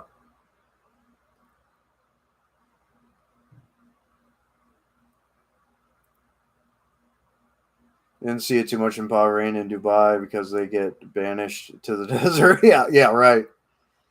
Only stuff in Dubai that I've been in the airport in Dubai. I didn't really ever get a chance to get out into the city in Dubai. Not that I've heard it's not really all that cut out to be anything special. Just a lot of rich oil magnates, you know, and foreign workers and stuff. But the airport was very nice. The food was really good in the airport too. The airport was very nice. Never been to Bahrain. My other Navy buddy has been to Bahrain as well. I never been to Bahrain. I've been to Qatar. Been to Qatar, Kuwait. Been in the Dubai airport. Been in the Riyadh airport, and then Iraq. Been to Jordan. Uh, yeah, and then a bunch of places, Central South America.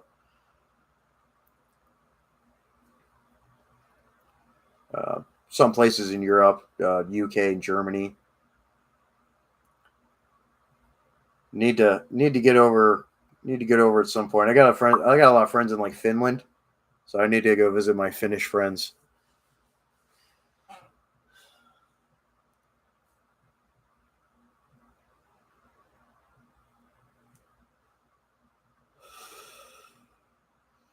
But like with anything, takes money and then time. More so the money aspect, especially now. But time is tight too. But the economy's got to kind of unfuck itself a little bit here. Housing prices need to go back down to reasonable rates. Cost of gas, food, everything else needs to go back to reasonable rates.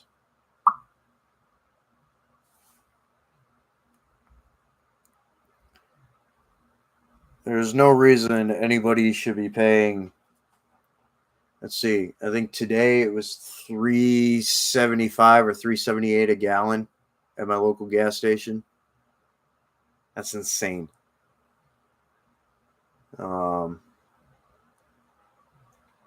Yeah. Average bill at the grocery store right now.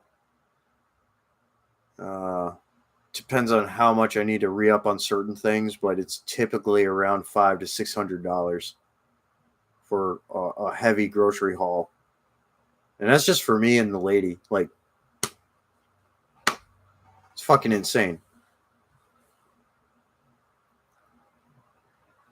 Yeah, Norway, the Blot. Yep. They got a bunch of great, festivals and stuff too, and concerts. You know, obviously, I love the metal music scene out there. Um, yeah, they got Midgard's Blot is like a metal festival slash uh, traditional pagan festival out there. Um, yeah, Iceland too. I would love to go to Iceland. Again, music scene, but Iceland's just fucking cool. That would be awesome. Norway is definitely on the bucket list too. Dude, yeah, groceries are insane, man. It is absolutely crazy, and because of issues from exposure stuff in the military. The War-Related Illness and Injury Study Center diagnosed me as totally gluten intolerant in 2017. Years after, and I was just starting to have just increasingly worse health problems. And finally, the VA was like, we're going to send you to the specialty program within the VA called the War-Related Illness and Injury Study Center. And yeah, they found that and a couple other things. And great. So I had to change my diet. Gluten-free food costs more for no fucking reason. Most of the time, it has less ingredients than a lot of your other food, like, processed food and stuff. But yeah, it costs several dollars more per item. It makes no sense.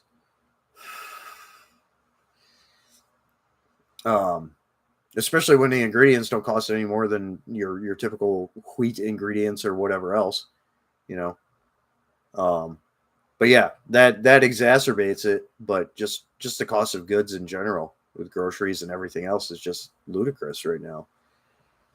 A lot of people that weren't living paycheck to paycheck before are now, because of the accelerated cost of everything. They're having to pay more in property taxes. They're having to pay more in everything else, their mortgages and all that stuff, if they didn't get a fixed rate. If they got a fixed mortgage, good for them. But, everything's fucked.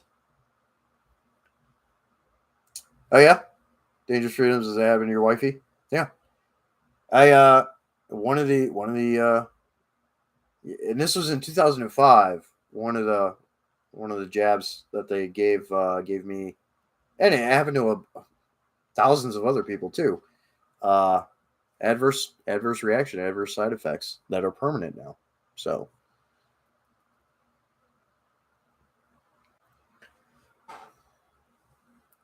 she got diagnosed with celiac disease by the Navy when she never had it before. Yep. Yeah, I'm non-celiac related, total gluten intolerance. Never had it before. I had a stomach of a billy goat before, like, made no sense. So I was like, when the fuck did that happen? I can pin it back to that one instance when I had a hospitalization after that thing happened. And naturally, the Army pulling the CYA. Same thing happened in all the branches.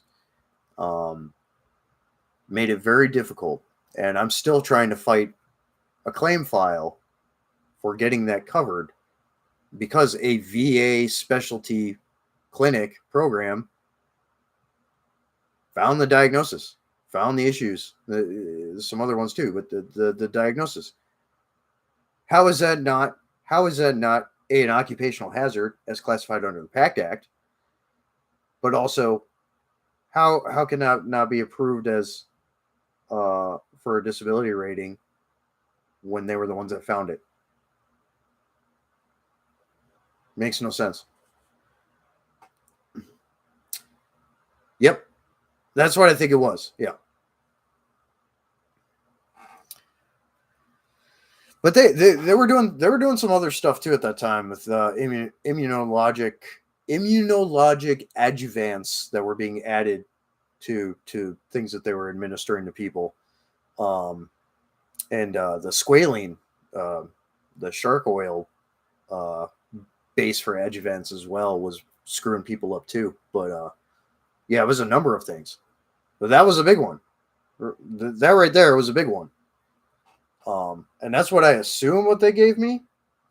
But of course, Army pulled the CYA. And all my medical records are fine except for that little thing. It's that little thing. They did it to a lot of people. They said it was a flu jab instead. Or they said it was whatever, viral infection, whatever it is, They were doing that stuff.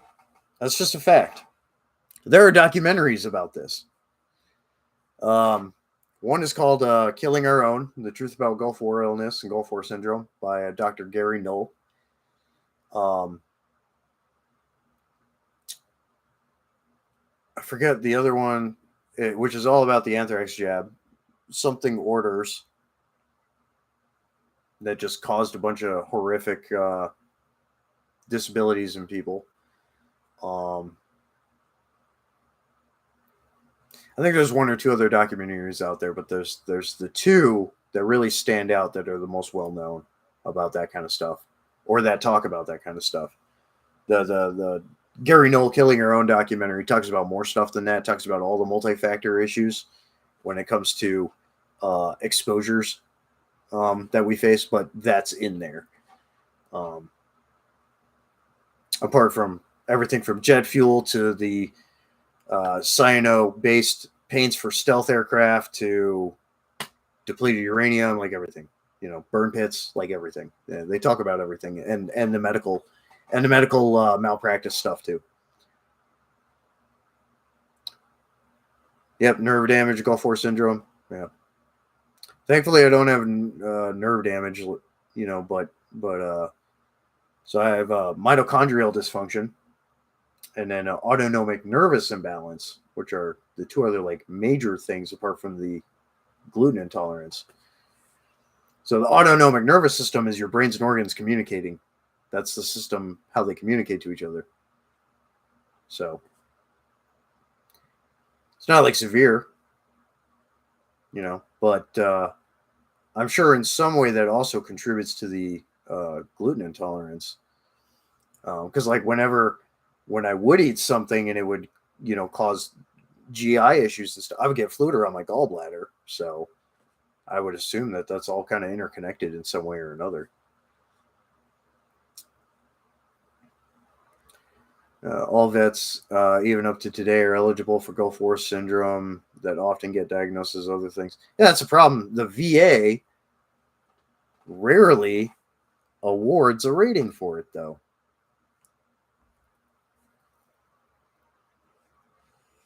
That is one thing in common. Is whatever substances were being administered in the medical, from the medical side of things, absolutely.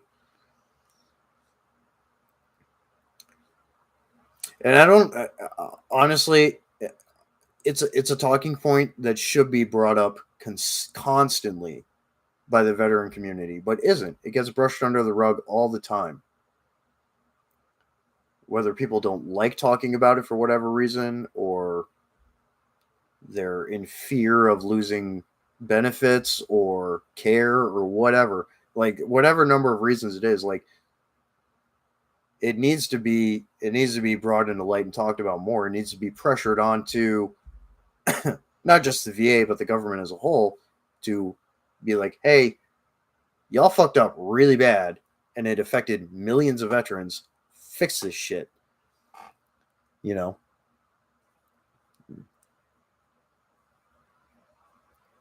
course they don't, they, and again, lots of documented fact about this, I'm while inserting my experiences in this, trying to be as objective as possible about this kind of thing, but there's so much documented evidence and fact, objective, that it cannot be ignored, and the government can't keep brushing it aside or saying, "Oh no, we're just not gonna approve," you know, uh, the appropriate recourse and care for this, for what we caused you. It makes no sense. That's one of the biggest issues with veterans care. There are very few outside veterans organizations, nonprofits and stuff, that deal with that as well. One of them is Hunter 7, but they really focus on the burn pits and cancer. They don't focus on this other stuff. There's no organization that focuses on the medical aspect and for standard working personnel, line unit folk, and otherwise, throughout the ranks and in branches of military. There's a lot of organizations out there for special operations. There's not a lot out there for grunts. There's not a lot out there for just Navy vets, There's not a lot out there for aviators. There's a few, but not many,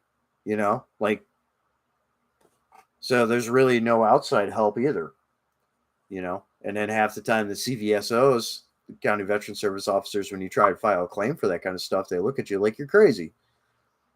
They try and help, but then again, the VA just stonewalls it. You agree? It needs to be talked about. Yeah, it does. It really does. It needs to be talked about more. There have been fuck ups across the board, from jabs to people getting radiated in the radar cross section on ships, and people who got radiated from Fukushima. Yep. Yeah, because the water around Fukushima's contaminated.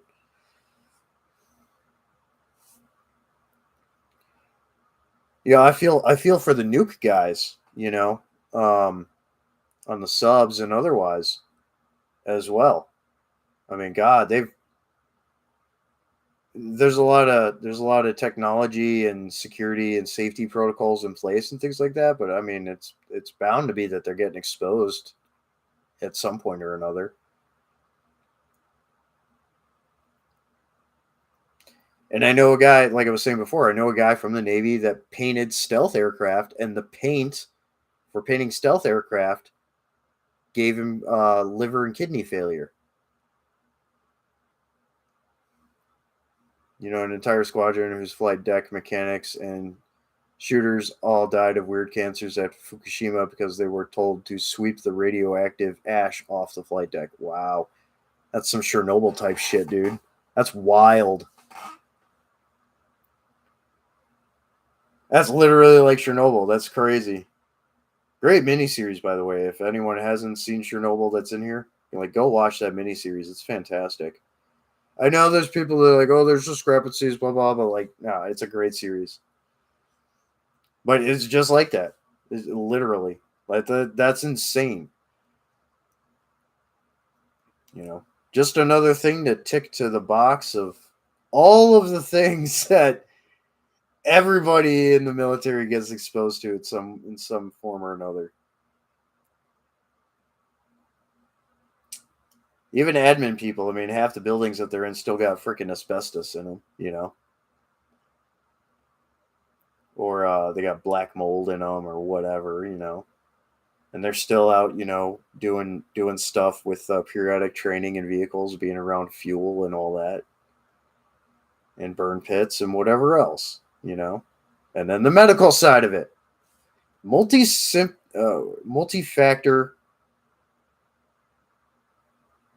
multi-element exposure injuries. Yeah, aircraft paint is super toxic. Mentor of yours died from liver failure. Damn. Yeah. Basically the same thing that happened to the dude that I met at the War-Related Illness and Injury Study Center that was having that issue from the stuff a month after he retired. Jesus. And one of my cousins, who was a Black Hawk crew chief, he got cancer. He got a weird cancer. Had to have his gallbladder and one of his kidneys removed.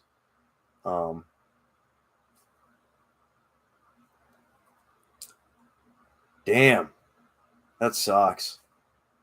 Died at Christmas morning. His kids found him. That is rough.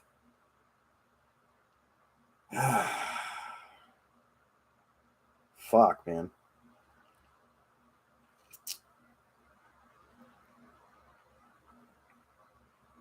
Damn, time flies when you're having good conversation.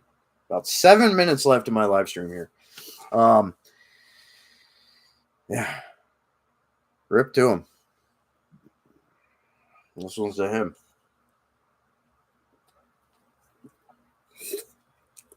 And this one's to the Benghazi people.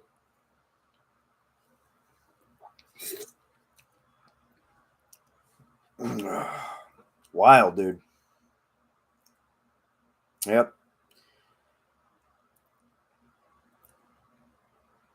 So that's something that is, again, it should be on the forefront, and one of the biggest things that needs improvement within the VA healthcare system is these multi-element, multi-factor things that attribute to and should be covered under the PACT Act.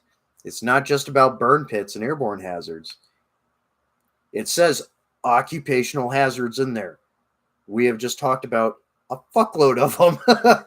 Those are all occupational hazards that have verifiably caused detrimental and permanent changes to quality of life and the health of veterans. You just pulled out on deployment and got the phone call. Yeah, I bet that would be the worst day to start a deployment. That sucks.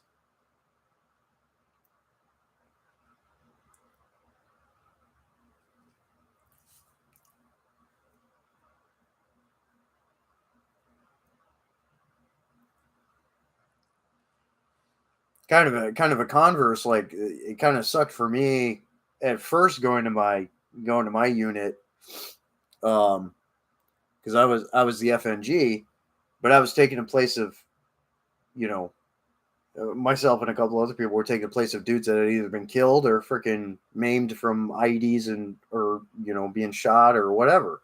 It's not a good feeling, and there's a lot of pressure on you to perform up to snuff.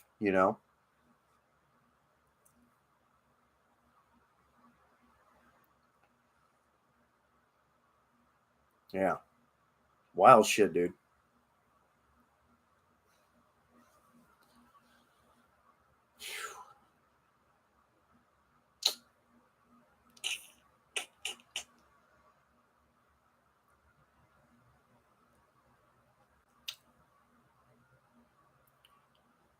Well, there's 4 people in here. We got about 4 minutes, 5 minutes left in the live stream. If you got a topic of discussion or a question you want answered quick, fire away, and I'll answer it before I got to bounce out here and eat some food. 'Cause I am very tired and very hungry.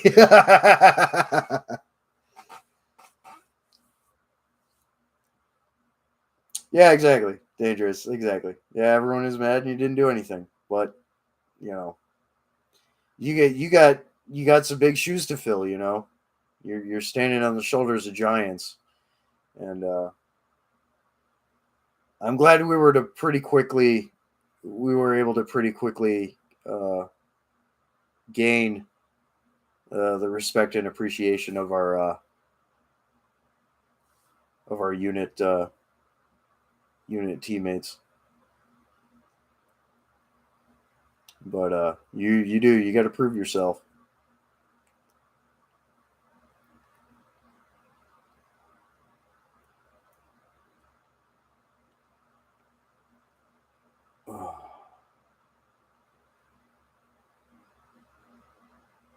Just a couple minutes left. Anyone else says anything before I round it off here? Fire away. Give me what you got.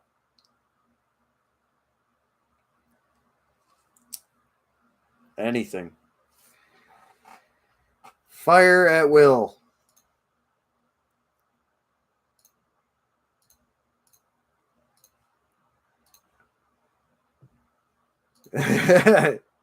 Nice to see you too, Don.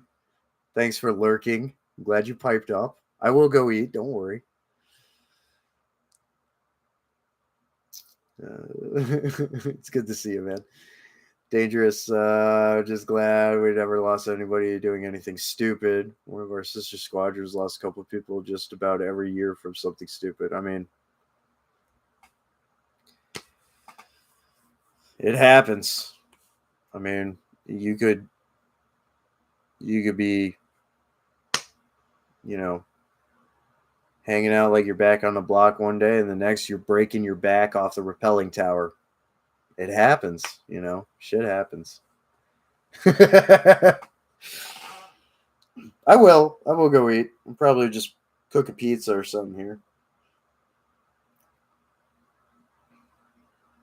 I do have a hankering for tacos, but the best taco joint near me is quite expensive, unfortunately. Got to wait for that pay bump. Then I can eat it more often. But I cook a lot at home, so.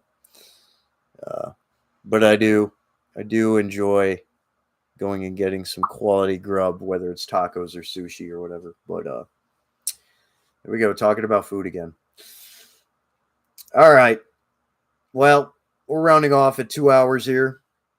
Had some great questions from the community posts earlier that I answered. Some great questions and topics of discussion. We covered a lot in a very short period of time here. Um, I very much value and appreciate everyone's participation and discussions and everything. And we talked about some very important stuff, and I gave updates about stuff. So if you're missing it, replay. Um, yeah, FRAC-T camo is out in print now with Rainier Fabrics, the one textile printer for now. We'll eventually, find more to license with as well. But great jump out the gate. They have a lot of options, so go check them out. I'm a published author. Book just dropped. Um, Musician, albums have just dropped. Go check those out. Um, they're either uploaded to my channel or the about section of my YouTube channel has a bunch of details. Yeah, all kinds of good and interesting stuff going on. But yeah, replay crew, replay that shit. I appreciate you jumping in, even if it was late, Don. So with that, lots of good stuff, and I appreciate everyone hanging out. So I do this once a month, so the next one will be in October. More videos coming soon on a variety of whatever the hell I feel like doing, because that's how I do things over here on my channel. And I appreciate all of you, and thank you again, everyone. Stay safe out there. Have a great weekend coming up, and enjoy it. And with that, metal up. Out.